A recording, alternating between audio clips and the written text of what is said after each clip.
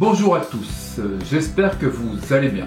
On se retrouve cette semaine pour un épisode domotique avec l'inclusion sur mon système iDomus d'une sirène Gen 5 de la société Helotech. Cette sirène se branche directement sur une prise 230 volts. Elle est Z-Wave+. Elle peut donc servir aussi de répéteur pour tout le réseau Z-Wave. Allez, on commence à déballer le carton.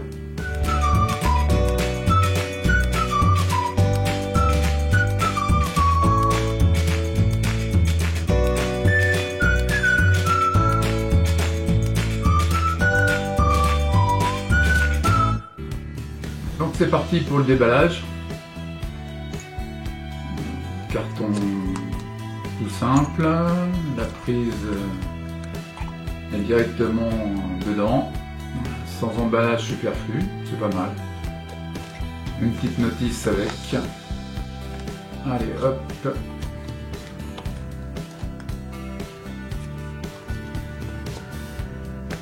Je regarde un peu les notices. Je crois qu'on est tous un peu pareil. On les regarde 30 secondes et après on les met de côté. Donc on passe la box sans inclusion, inclure un périphérique. Voilà. Hop, ça y est, elle est prête. Elle nous l'indique avec ce petit message. Je branche donc la prise. Donc là j'attends 2-3 secondes, mais il ne se passe rien. Donc je vais appuyer sur le switch d'inclusion. Et la prise, la sirène est détectée tout de suite. Le petit onglet de paramétrage est créé. Et voilà.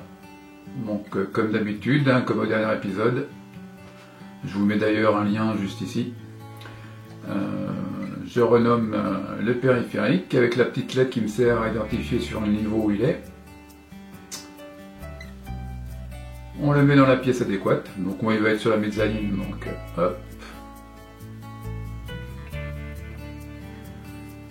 On va regarder les paramètres experts.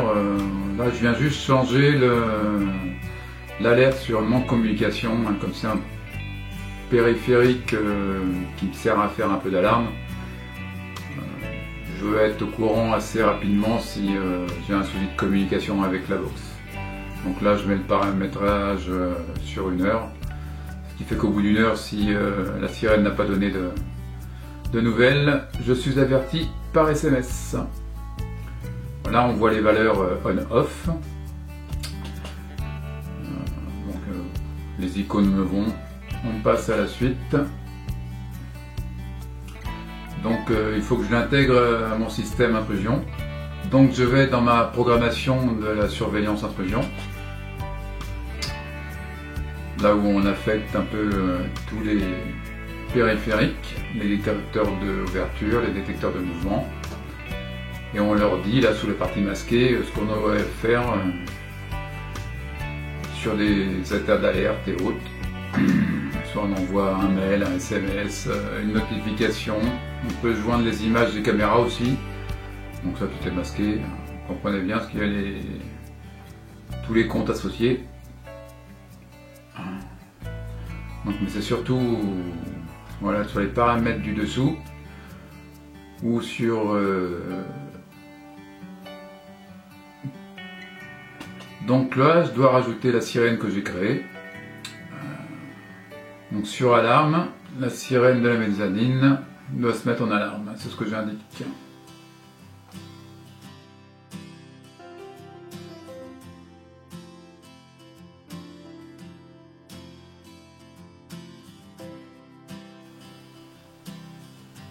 Et en dessous, action sur désactivation. Une fois que je désactive mon alarme, je veux que la sirène se coupe. Donc je la rajoute dans la liste. Voilà, on n'oublie pas de sauvegarder à chaque fois. Et nous voilà sur la page d'accueil. Donc là, on va faire un petit essai. Je mets la maison sous surveillance. Donc il y a un petit délai d'1 minute pour que l'activation la surveillance soit effective. Donc je vous ai avancé un peu le timing. Voilà, on arrive. La maison à surveillance est activée. Je vais aller passer devant un détecteur. Voilà, j'ai été détecté. Donc là aussi il y a une préalarme, petite temporisation de 30 secondes pour pouvoir ouvrir la porte et pouvoir désactiver l'alarme. Et voilà, on voit que les sirènes sont en fonction.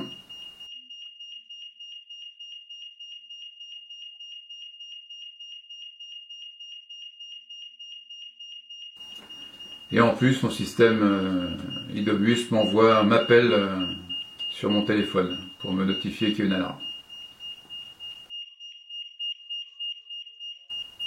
On va sur la désactivation. Mais là, je me rends compte que ce paramètre n'est pas pris en compte. Donc je vais aller couper ça sur chaque sirène. Voilà. Je vais sur la sirène de la mezzanine, je la mets en off, elle se coupe. Et je fais la même chose pour la sirène de l'escalier.